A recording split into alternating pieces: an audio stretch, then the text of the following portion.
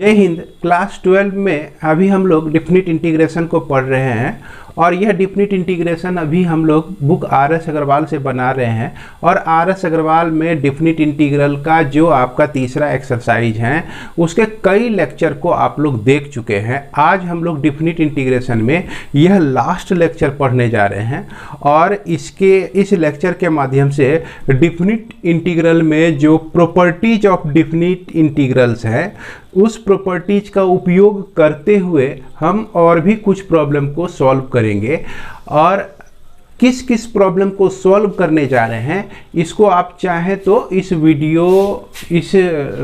Board पर आप उसके इमेज को देख सकते हैं। जैसा कि आप बोर्ड पर देख रहे होंगे कि हम लोग क्वेश्चन नंबर 42 से लेकर ये क्वेश्चन नंबर 57 तक के प्रॉब्लम को इस वीडियो के माध्यम से सॉल्व करेंगे और हर एक प्रॉब्लम को सॉल्व करेंगे। इसमें एक भी प्रॉब्लम नहीं छोड़ा जाएगा। इसके पहले भी हमने जितने भी प्रॉब्लम बताए हैं लगभग सारे प्रॉब्लम का सॉल्यूशन आप लोगों तक पहुंचाने का प्रयास किया है। अब देखिए कि इसमें जो है कुछ प्रॉपर्टी जो उपयोग में आने वाला है, इस सारे प्रॉपर्टी का डिस्कशन हमने पिछले दो वीडियो में किया है, लेकिन आपको दो प्रॉपर्टी हम और फिर से याद दिलाना चाहेंगे कि यह पहला प्रॉपर्टी कहता है कि अगर 0 से 2a के बीच fx dx रहे तो इसको हम लोग इक्वल टू 0 भी लिख सकते हैं, इक्वल टू 2 इंटीग्रेशन 0 से a fx dx भी लिख सकते हैं। और इसके लिए क्या कंडीशन है? इसके लिए ये कंडीशन है कि अगर यह f2a minus X equal to minus fx हो जाए तो इस स्थिति में हम इसको 0 लिखते हैं। अब ये कैसे हो जाए इसके बारे में प्रॉब्लम बनाएंगे तो हम लोग और भी क्लियर हो जाएंगे। और ये कब लिख सकते हैं? जब हमारा f2a minus X equal to fx के बराबर हो जाए। तो एक तो ये प्रॉपर्टी हो गई। या दूसरी प्रॉपर्टी आपको याद रखना है कि अगर इंटीग्रल माइनस a से a तक fx dx रहे तो इसको भी हम लोग एक बार 0 लिख सकते हैं, एक बार इंटीग्रेशन 0 से a fx dx लिख सकते हैं। और 0 कब लिखेंगे? जब हमारा ऑड फंक्शन होता है। तो ऑड फंक्शन होने के लिए क्या होना चाहिए? f माइनस एक्स को माइनस fx होना चाहिए। और इवन फंक्शन के कंडीशन में हम लोग इसको लिखते हैं, यानी कि यह जो 2a यहाँ से आप देख रहे हैं माइनस a से a के बीच में है तो यह 0 से a के बीच में ही रह जाएगा। और इवन फंक्शन होने के लिए f माइनस एक्स को ये आपका fx होना चाहिए। ये अब हम लोग चलते हैं स्मॉल बोर्ड पर और उसी पर इसके प्रॉब्लम का सॉल्यूशन देखने जा रहे हैं। क्वेश्चन नंबर 42 से लेकर क्वेश्चन नंबर 57 तक के प्रॉब्लम का सॉल्यूशन। तो चलिए अब शुरू करते हैं क्वेश्चन नंबर 42 से। जैसा कि आपको बोर्ड पे दिख रहा होगा कि 42 नंबर और 43 नंबर जो प्रॉब्लम है दोनों में एक ही प्रॉपर्टी लगने वाला है और दोनों लगभग एक ही तरह का प्रॉब्लम है। जैसा कि आपको याद दिला दूं कि अगर इंटीग्रेशन fx dx रहे और यह लिमिट a से b तक रहे तो इसको हम लोग integration fa plus b minus X dx लिख सकते हैं और इसका इंटीग्रल और इसके इंटीग्रल में किसी तरह का फर्क नहीं पड़ता है। तो सेम इस प्रॉपर्टी को हम लोग इंटीग्रल के इस प्रॉपर्टी को यूज करके इस दोनों प्रॉब्लम को हम लोग बना सकते हैं। जैसे आप देख रहे हैं कि 3a/4 अब प्लस a/4, चूँकि यहाँ a प्लस b आना है तो दोनों को ऐड करके अगर देखते हैं तो हमारा LCM 4 आता है। तो 3a plus a equal to 4a/4 जो कि आपका a हो जाता है। तो इसलिए जब हम लोग प्रॉपर्टी यूज करेंगे तो a प्लस b नहीं लिखकर डायरेक्ट हम लोग ऐसे भी लिख सकते हैं a/4 से 3a/4 तक। और यह आपका x के जगह पे हमको रखना है a माइनस एक्स। और फिर इंटीग्रल में इंटीग्रांट में a माइनस एक्स के जगह पे हमको रखना है a minus x, plus x के जगह पे रखना है a माइनस एक्स और यह dx आपका हो जाता है।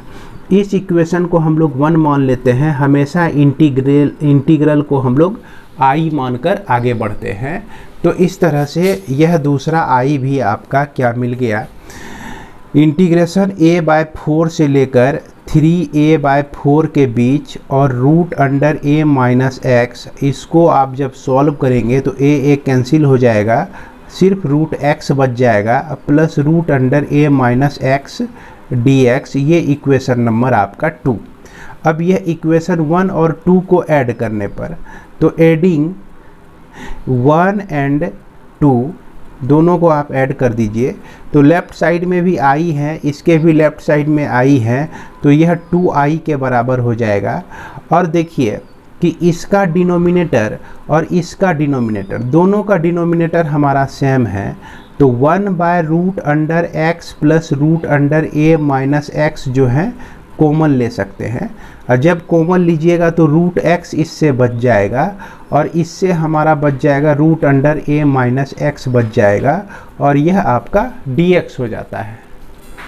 लिमिटिंग वैल्यू हम लोग रख देते हैं a/4 से लेकर 3a/4 के बीच।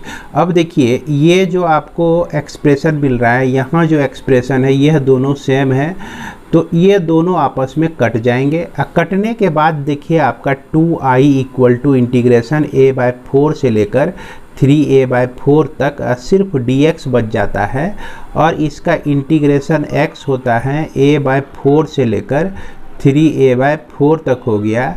x के जगह पर एक बार 3a/4 रखेंगे, x के जगह पर a/4 रखेंगे, तो ये आपको मिलता है 4, इसका एलसीएम हो गया 3a minus a equal to 2a/4, जिसको हम लोग a/2 लिख सकते हैं। अब देखा जाए कि 2i जो है a/2 के बराबर है, तो i equal to a/2 into 2 लिख सकते हैं, यानी कि a/4 आपका आंसर हो जाएगा। उम्मीद करते हैं कि आप लोग इसे समझ गए होंगे। इसी तरह से आपका यह भी प्रॉब्लम है, यहाँ पर हम देख रहे हैं कि 1 + 4 करते हैं तो 5 होता है।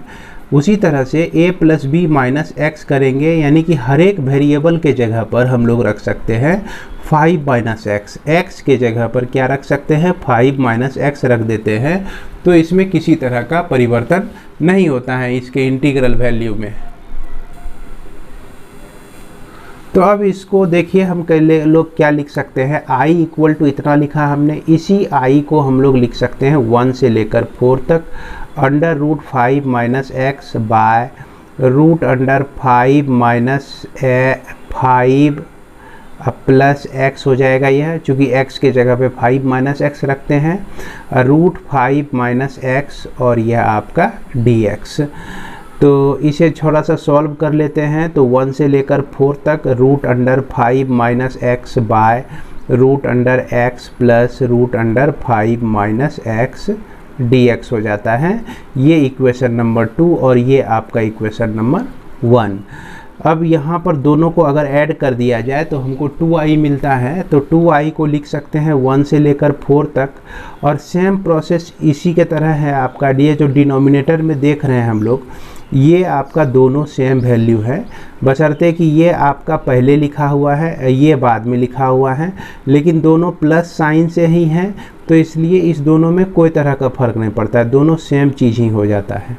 तो 1/√x और उसके बाद रूट अंडर 5 माइनस एक्स अगर हम कॉमन ले लें तो ये हमको मिलता है, इससे रूट x मिलता है और इससे मिल जाता है रूट 5 माइनस एक्स और यह dx। ये दोनों तो आपका कट ही जाएगा और यह आपका हो गया 1 से लेकर 4 तक dx, जिसको हम लोग लिख सकते हैं 1 से लेकर 4 तक 4 माइनस 1, यानी कि इसको हम लोग 3 लिख सकते हैं और यह 2i इक्वल टू 3 के बराबर है।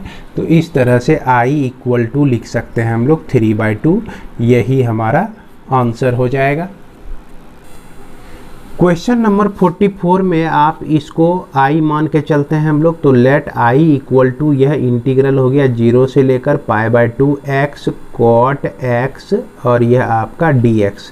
तो हम यहाँ देख रहे हैं कि दो तरह का फंक्शन है, एक u और एक v है, तो दो फंक्शन के प्रोडक्ट को हम लोग क्या करते हैं इंटीग्रेशन बाय पार्ट लगा सकते हैं। तो यहाँ पर हम क्या करेंगे, x को कांस्टेंट रखेंगे और इंटीग्रेट कर देंगे cot x को dx को।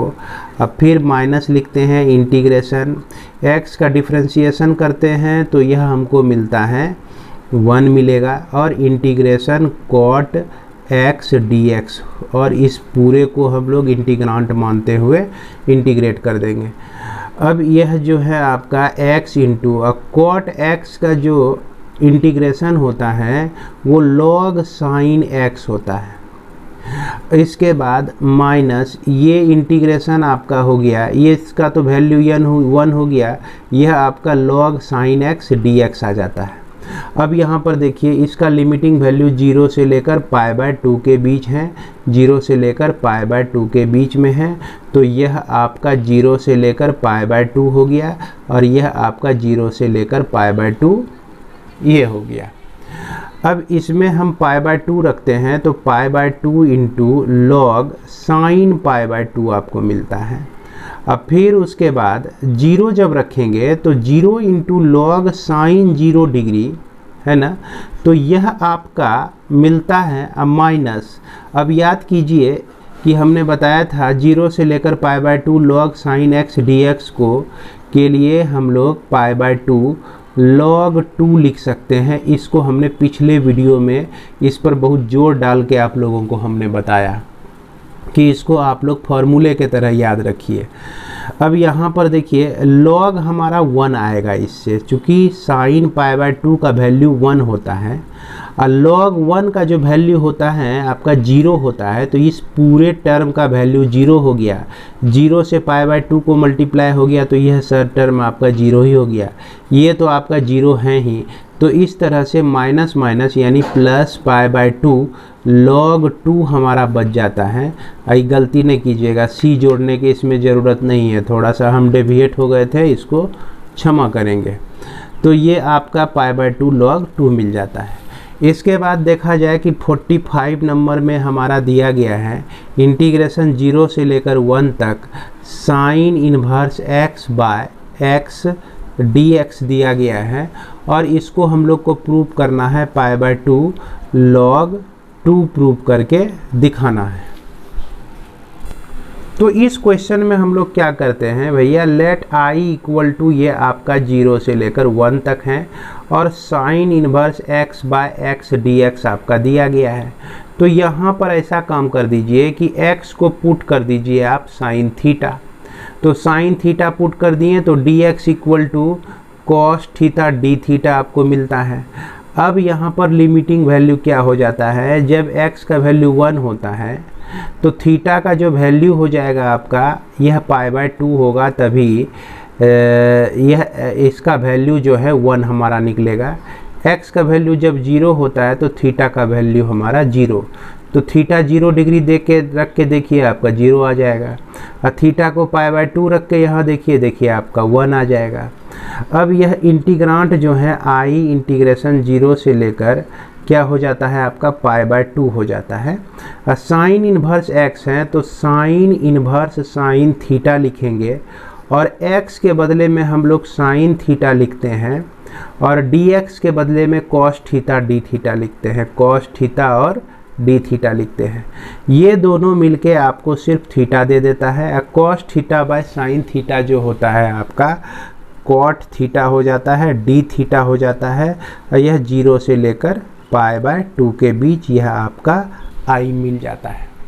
अब यहाँ पर नज़र डालिए, x cos theta dx, x cos x dx equal to π/2 log 2 होता है। अगर 0 से π/2 के बीच में हो तो वही सिचुएशन यहाँ भी आ गया है।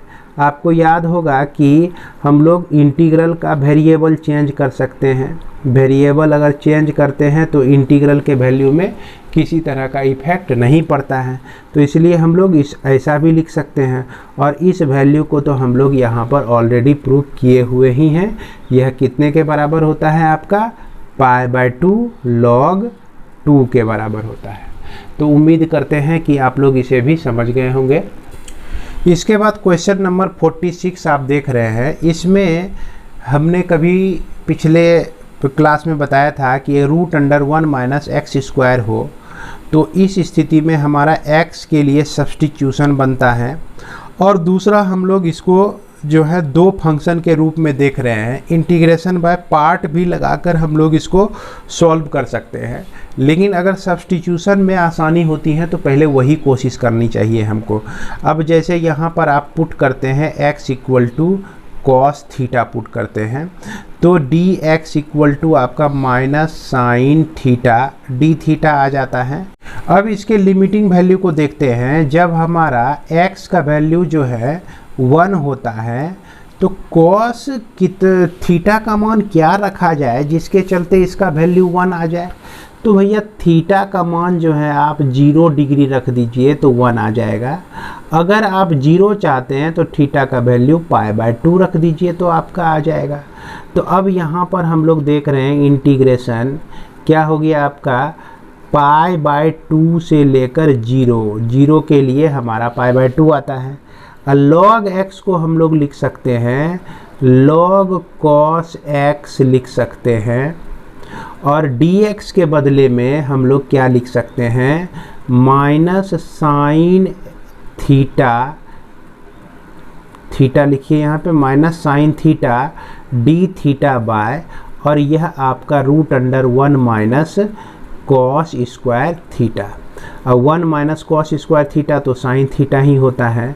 तो माइनस इंटीग्रेशन π/2 से लेकर 0 तक log cos थीटा हो गया आपका, और यह चीज़ कट जाएगा क्योंकि 1 minus cos square theta sine square theta होता है, और साइन स्क्वायर थीटा और रूट भी है इसमें, दोनों हट जाएगा तो सिर्फ साइन थीटा बच जाएगा। और हम इस तरह से ये एक्सप्रेशन मिलता है, इंटीग्रांट हमको मिलता है। अब याद कीजिए कि अगर लिमिटिंग वैल्यू एक्सचेंज करते हैं तो इसके पहले एक माइनस आ जाता है, तो log cos theta D theta, अब पहले से एक माइनस है ही, और इसमें लिमिटिंग वैल्यू एक्सचेंज किए तो ये माइनस आके इसको प्लस कर देता है, जिसका वैल्यू माइनस π/2 log 2 होता है।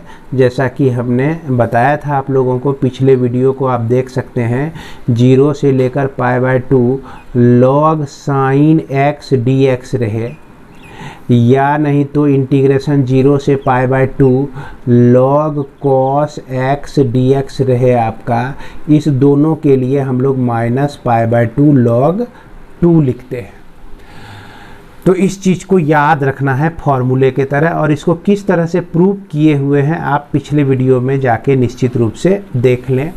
इसके बाद हमारा क्वेश्चन नंबर 47 आता है, और 47 में देखिए 0 से लेकर 1 तक log 1 प्लस एक्स दिया गया है, अब बाय 1 प्लस एक्स का स्क्वायर dx आपका दिया गया है।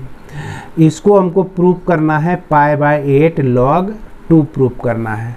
अब इस प्रॉब्लम में आप x को tan थीटा पुट कर दीजिए, तो इससे जो है dx का वैल्यू निकल जाता है sec square theta D theta निकल जाता है। जब हमारा x का वैल्यू 0 होता है, ये 0 होता है, तो tan थीटा यानी कि थीटा का वैल्यू भी 0 होने का होगा। x का वैल्यू 1 होने के लिए थीटा का वैल्यू π/4 होना चाहिए।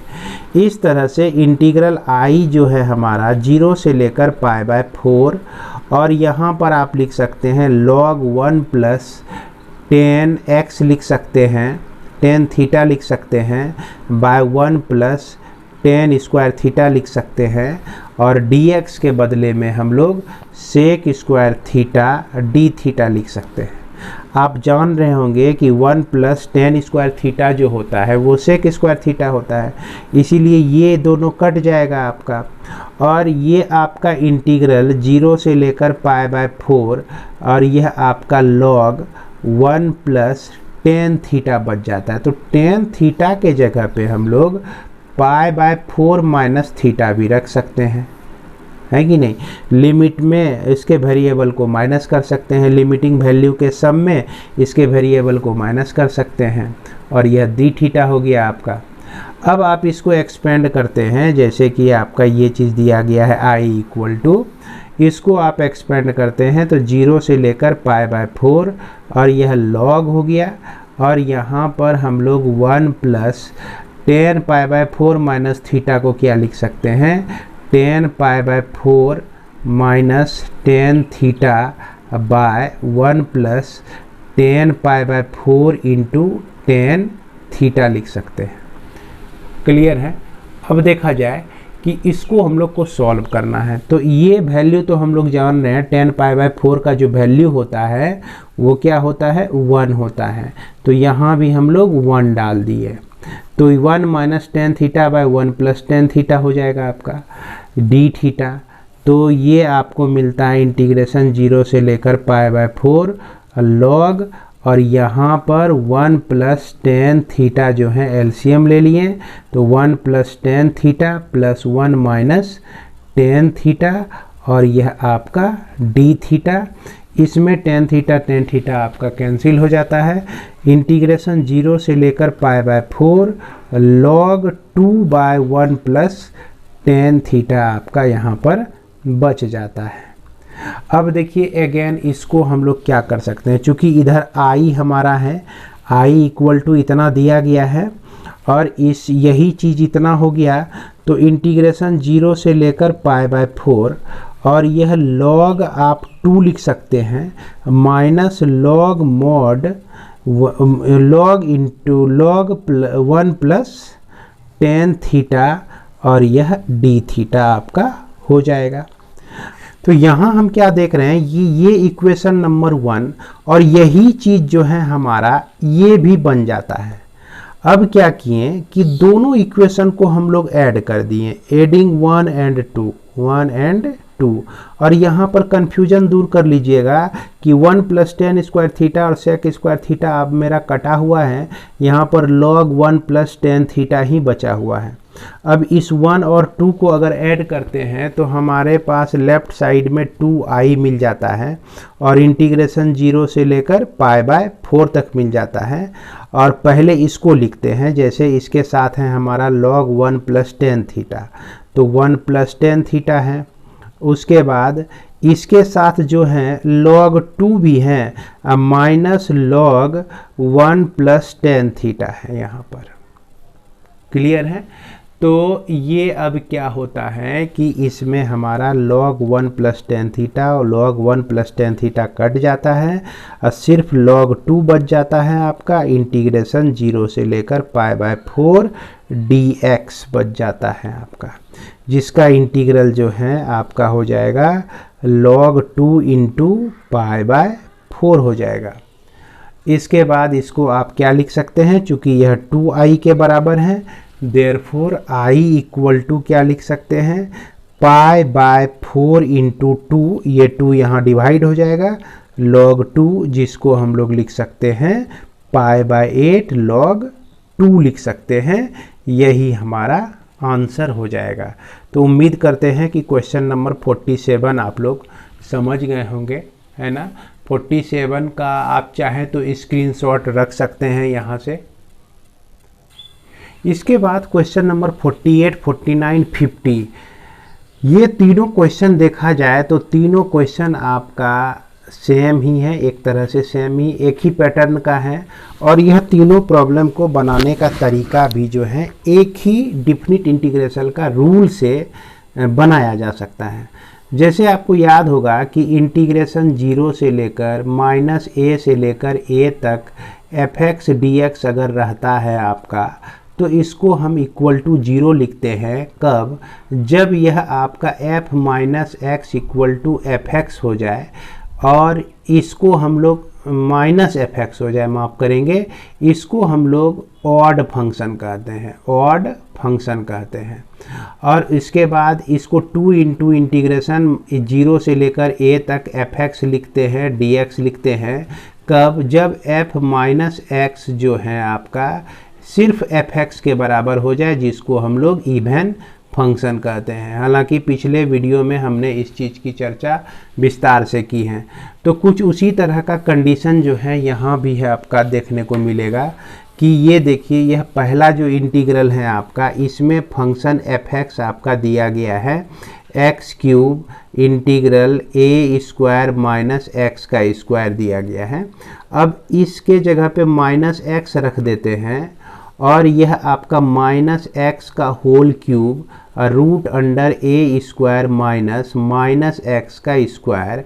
तो इससे क्या हो गया, माइनस पे पावर 3 है तो एक माइनस छोड़ देगा, यह X cube in root under A square minus X का स्क्वायर हो जाता है। और ये चीज़ आपको मिल गया माइनस एफ एक्स मिल गया। यानी कि यह जो है आपका किस तरह का फंक्शन है, ऑड फंक्शन है। क्लियर है।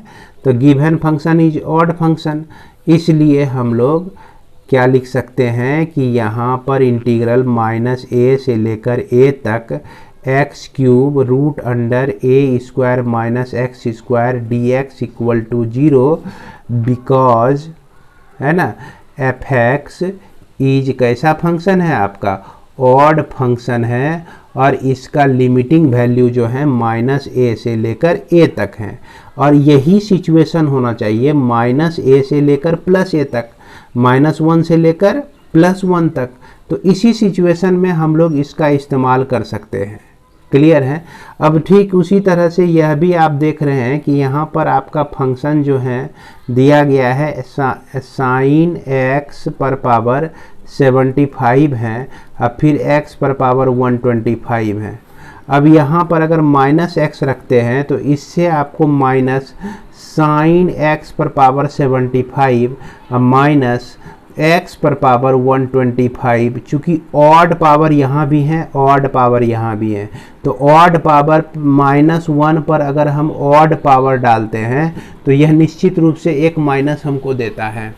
इसलिए यहाँ पर माइनस एफ एक्स आपको मिल जाता है, दैट इज ऑड फंक्शन हो गया, है ना। देयरफॉर इंटीग्रल माइनस पाई से लेकर पाई, और यह साइन 70 एक्स पर पावर 75 और एक्स पर पावर 125 dx को हम लोग क्या लिख सकते हैं, 0 लिख सकते हैं। सेम सिचुएशन इसके साथ भी है आपका। क्लियर है। सेम सिचुएशन इसके साथ भी है। जैसे आप देख सकते हैं इसमें भी कि ये एफ एक्स इक्वल टू, ये क्वेश्चन नंबर 50 बना रहे हैं, ये क्वेश्चन नंबर आपका 49 था, इसी तरह से आपको बना देना है। और यह आपका क्वेश्चन नंबर 48 था। तो एफ एक्स जो है एक्स पर पावर 12 और फिर जो है साइन एक्स पे पावर आपका 9 दिया गया है। एफ माइनस एक्स रखते हैं तो माइनस एक्स पे पावर जो होता है 12 हो जाता है, और यहाँ साइन माइनस एक्स पे पावर क्या हो जाता है आपका 9 हो जाता है। इसका वैल्यू तो चूंकि इस पे इवन पावर है तो यह एक्स पे पावर 12 ही रह जाएगा आपका। लेकिन यहाँ जो माइनस साइन एक्स निकलेगा और इस पे पावर 9 है तो एक माइनस छोड़ जाएगा, यह x पर पावर 12 साइन x पे पावर 9, यानी कि यह जो है माइनस एफ एक्स हो गया, जो कि ऑड फंक्शन बताता है। तो ऑड फंक्शन हम लोग दिखा दिए और अंत में लिख देंगे देयरफॉर इंटीग्रल माइनस पाई से लेकर पाई तक का वैल्यू x पर power 12 sine 9x dx equal to क्या हो जाएगा आपका 0 हो जाएगा। अब यहाँ देखा जाए इस प्रॉब्लम में, देखिए इस प्रॉब्लम को हम लोग क्या लिख सकते हैं। इसमें हम देख रहे हैं कि एफ एक्स जो है आपका e to the power mod x दिया गया है। अगर माइनस एक्स रख देते हैं तो e to the power minus X का मॉड लेते हैं तो e to the power x ही आपको मिलता है। यानी कि यह जो है एफ एक्स के बराबर है, f माइनस एक्स जो है एफ एक्स के बराबर हैं, तो यह आपका क्या हो गया, इवन फंक्शन हो गया। जब इवन फंक्शन हो गया तो इसको 2 इंटू 0 से लेकर 1 तक e to the power x dx आप लिख सकते हैं। e to the power x का इंटीग्रेशन आपको क्या पता होगा कि यह जो होता है आपका e to the power x ही होता है, और यह वैल्यू 0 से लेकर 1 तक, और इसके पहले आपका 2 है तो 2 into e to the power 1 minus e to the power 0, तो यह आपका हो गया 2 इंटू ई माइनस 1 हो गया, क्योंकि किसी भी टर्म पर पावर 0 जो होता है वह आपका 1 के बराबर होता है। तो उम्मीद करते हैं कि आप इसे भी समझ गए होंगे, क्वेश्चन नंबर 51 को भी। इसके बाद आपका क्वेश्चन नंबर 52 देखिए, ध्यान से देखिएगा इसको। इसमें फंक्शन f(x) दिया गया है mod ऑफ x + 1 दिया गया है, और इसमें जो वैल्यू इसका वेरी कर रहा है कहाँ से, -2 से लेकर +2 तक, लिमिटिंग वैल्यू -2 से लेकर +2 तक। और इसमें -1 भी है, 0 भी है, यह 1 भी है, +1 भी है, और यह +2 भी है। अब देखिए ये फंक्शन हमको कहता है कि भैया x का कुछ भी मान रख लो तुम, लेकिन हम हमेशा प्लस में ही रहेंगे। क्या रहेंगे, हम हमेशा प्लस में ही रहेंगे। लेकिन हमने कहा कि नहीं, तुमको जो है हम तोड़ेंगे, तुम बहुत जिद्दी हो गया है। तो तोड़ के हम क्या कर सकते हैं कि इसका जो प्रॉपर्टी है उसको हम लोग बरकरार रखें। अब जैसे देखा जाए कि हम इसके वैल्यू को, इसमें जो x + 1 है, x + 1 है, अगर यहाँ -2 रखते हैं तो यह आपका माइनस में आ जाता है। अगर -1 रखते हैं तो यह आपका 0 हो जाता है। तो अगर x का वैल्यू लेस देन -1 रहे तो इस स्थिति में इसके पहले माइनस डाल दीजिए। तो माइनस डाल देने से क्या हुआ कि अगर यह -2 यहाँ आता है तो -2 और +1 जो होता है -1 होता है।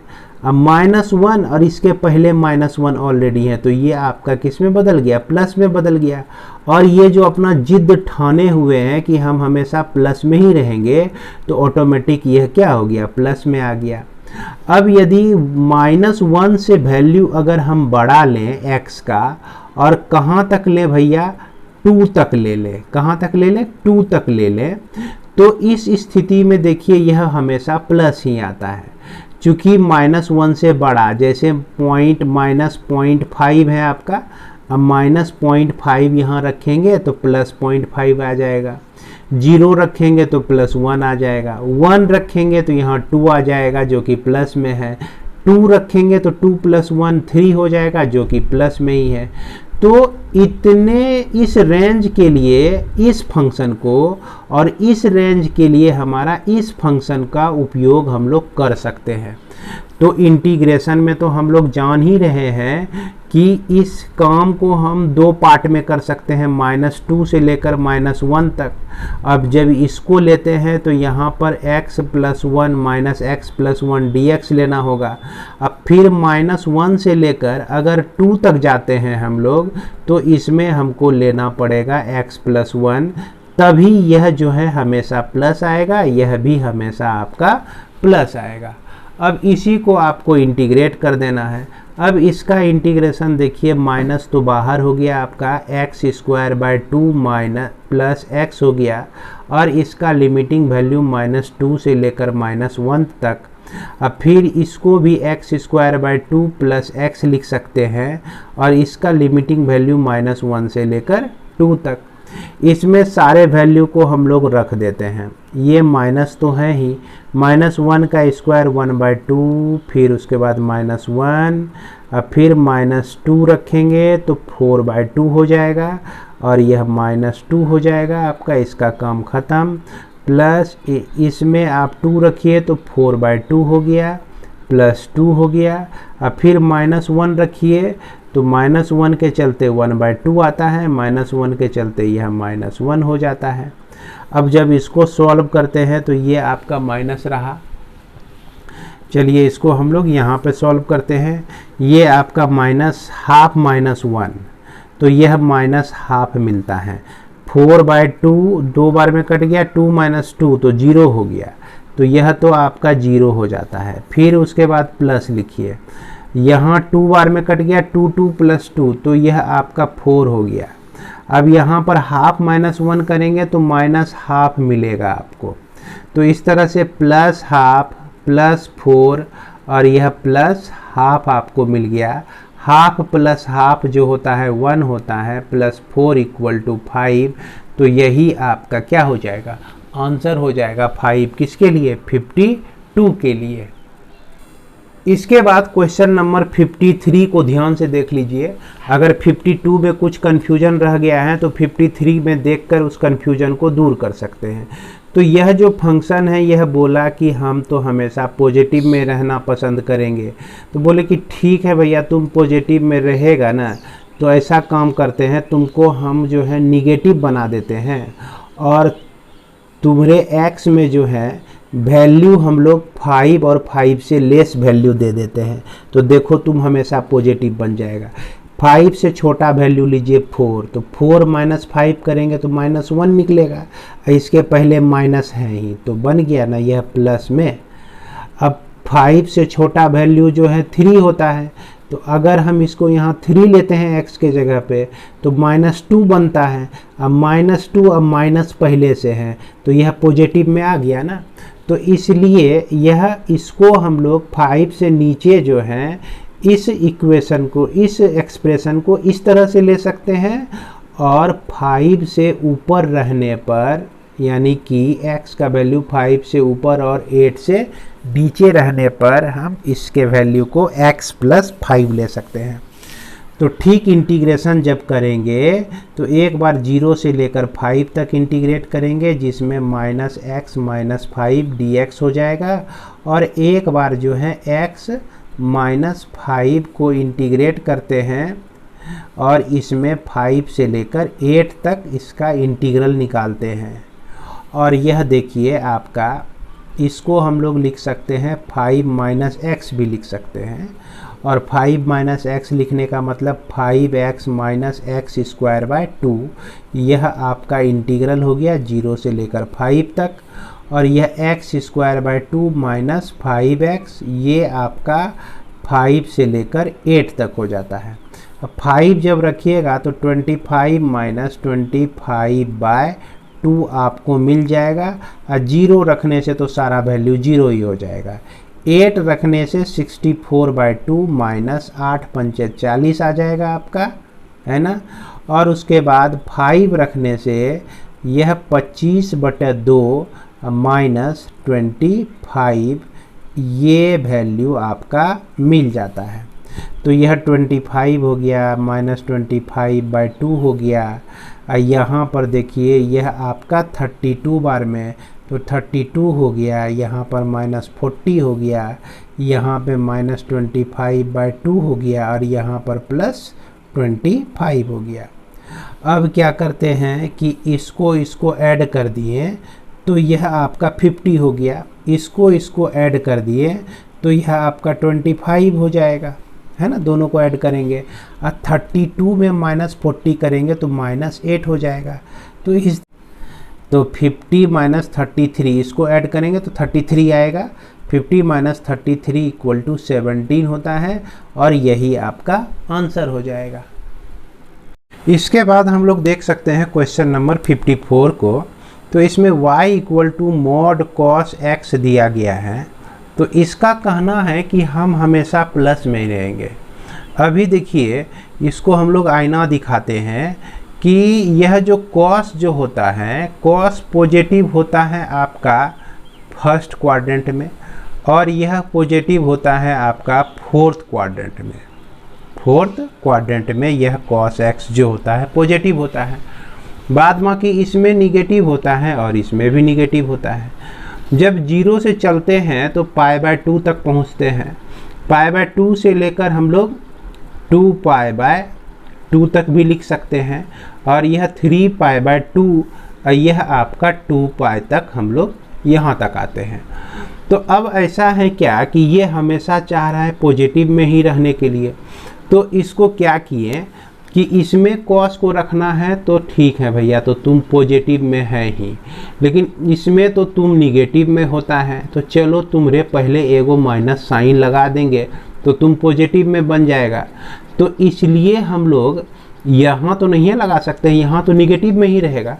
इसलिए हम लोग इसके इंटीग्रल को टुकड़ों टुकड़ों में विभक्त कर देते हैं। 0 से लेकर π/2 तक अगर लेते हैं तो cos x को पॉजिटिव लेते हैं।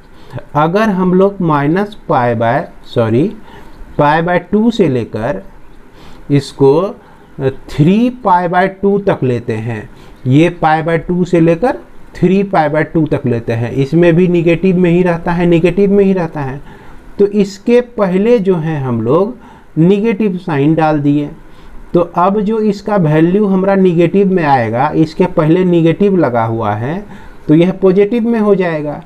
उसके बाद यहाँ 3π/2 से लेकर 2π के बीच जो ये जो क्वाड्रेंट हैं, इसमें हम लोग इसको पॉजिटिव में ही रहने देते हैं।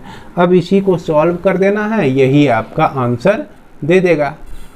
अब यहाँ पर एक चीज़ आप और सोचेंगे कि भाई ऐसा क्यों किया, क्योंकि यह जो cos x का जो वैल्यू चाहिए था 0 से लेकर 2π के बीच में चाहिए था, यानी कि एक कंप्लीट रिवॉल्यूशन आपका कोऑर्डिनेट एक्सिस में।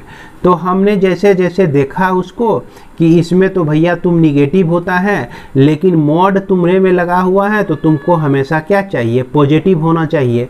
तो पॉजिटिव होने के लिए इस कंडीशन में हमने यहाँ पर निगेटिव डाल दिया है। अब cos x का जो इंटीग्रेशन होता है आपका sin x होता है, यह आपका 0 से लेकर π/2 के बीच।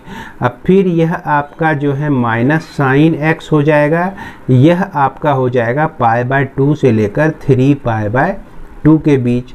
अब फिर इसका भी इंटीग्रेशन sin x ही होता है, यह 3π/2 से लेकर 2π के बीच। अब यहाँ पर देखिए कि sin π/2 का वैल्यू 1 होता है, 0 पर इसका वैल्यू 0 होता है। अब फिर उसके बाद माइनस 3π/2, तो 3π/2 पर इसका वैल्यू जो है -1 होता है, और π/2 पर इसका वैल्यू +1 होता है। और इसके पहले माइनस है तो यह आपका प्लस में बन जाएगा, और 2π पर इसका वैल्यू 0 होता है, और 3π/2 पर साइन का वैल्यू -1 होता है। तो इस तरह से हम क्या देखते हैं, 1 + 2 ये आपका 2 हो जाएगा, और यहाँ पर आपका 1 आ जाएगा। इस तरह से यह आपका 4 जो है आंसर हो जाएगा। ठीक उसी तरह से यह भी प्रॉब्लम है आपका क्वेश्चन नंबर 55। यह -π/4 से लेकर आपका π/4 के बीच में है, और यह mod sin x dx आपका दिया गया है। तो इसमें हम क्या देखते हैं कि यहाँ पर देखिए ये क्वाड्रेंट एक्सिस में π/4 यहाँ होता है, -π/4 यहाँ होता है। इसमें जो है sin x जो होता है पॉजिटिव होता है, इसमें sin x जो है नेगेटिव होता है। जब हम -π/4 से लेकर 0 तक इसको ले जाएंगे तो इसमें माइनस साइन डाल दिए। अब फिर उसके बाद 0 से लेकर π/4 तक अगर ले जाते हैं तो इसमें हम लोग प्लस, तो -sin x dx है। sin x का जो इंटीग्रेशन होता है वह cos x होता है, और इसके पहले एक माइनस लगा हुआ है तो यह आपका प्लस हो जाएगा, और यह -π/4 से लेकर 0 तक हो जाता है। sin x का जो है cos x होता है, यह आपका 0 से लेकर π/4 के बीच में इसका लिमिटिंग वैल्यू। अब यहाँ पर अगर 0 रखते हैं तो 1 होता है, cos 0 डिग्री का वैल्यू 1 होता है। अब फिर यहाँ बीच में माइनस आएगा, और cos -π/4 का जो वैल्यू होता है यह आपका 1/√2 होता है। चूँकि cos -π/4 लिखिए या cos π/4 लिखिए, बात तो बराबर ही है। चूँकि cos -θ जो होता है cos θ ही होता है, और cos π/4 का वैल्यू 1/√2 होता है आपका। लिख लिए, इसके बाद जो है प्लस लिखेंगे। अब यहाँ चूँकि माइनस है तो चलिए हम लोग माइनस बाहर निकाल लेते हैं, और यहाँ π/4 जब रखेंगे तो 1/√2 इसका वैल्यू आएगा। जब 0 रखेंगे तो इसका वैल्यू आपका 1 आएगा।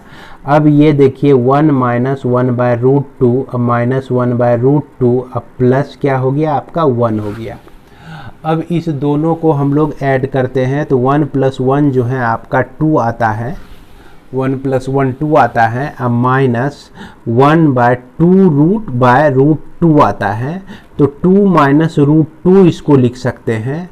अब इसमें अगर हम लोग, है ना, बस कॉमन उमन लेने की ज़रूरत नहीं है, इतना ही छोड़ दीजिए, यही आपका क्या हो जाएगा, आंसर हो जाएगा। इसके बाद क्वेश्चन नंबर 56 और 57 दोनों एक ही तरह का प्रॉब्लम है। इसमें सिर्फ आपको थोड़ा सा बेवकूफ़ बनाने के लिए इस तरह से दे दिया है। आप देखिए यहाँ फंक्शन को ऑब्जर्व कीजिए और यही फंक्शन उतर के यहाँ आने वाला है। अब इसमें क्या देख रहे हैं कि यह फंक्शन 2x + 1 तभी होता है जब x का वैल्यू 1 से लेकर 2 के बीच होता है। जब x का वैल्यू 2 से लेकर 3 तक होता है तो इसमें ये फंक्शन वैलिड होता है, तभी हमारा कंटिन्यूअस होता है। तो इसको हम लोग क्या करते हैं, यह जो आपका इंटीग्रल दिया गया है इसको 1 से 2 तक ले गए और यह fx dx लिख दिए, अब प्लस फिर 2 से लेकर 3 तक लिए और fx dx लिख दिए और यह आपका i और यह 1 से लेकर 2 तक। अब 1 से लेकर 2 तक के वैल्यू में हम लोग 2x + 1 लिख सकते हैं, 2x + 1 dx लिख सकते हैं और यहाँ 2 से लेकर 3 तक के बीच x² + 1 लिख सकते हैं। तो उम्मीद करते हैं कि यह जो इंटीग्रेशन है आप लोग इजीली बना लेंगे। ठीक उसी तरह से यहाँ भी क्या देख रहे हैं, 0 से 2 के बीच में है, तो यह i जो है 0 से 2 के बीच में आपका ये फंक्शन वैलिड होता है। तो 3x² + 4 इसको आप इंटीग्रेट कर देंगे और 2 से लेकर 4 के बीच जो है इसको इंटीग्रेट कर देंगे, है ना, और यही आपका आंसर जो है 66 निकल जाएगा। तो उम्मीद करते हैं कि इस तरह से हल्के फुल्के इंटीग्रेशन को आप लोग बना लेंगे और इसी के साथ इस वीडियो को विराम देते हैं। मिलते हैं हम लोग नेक्स्ट वीडियो में।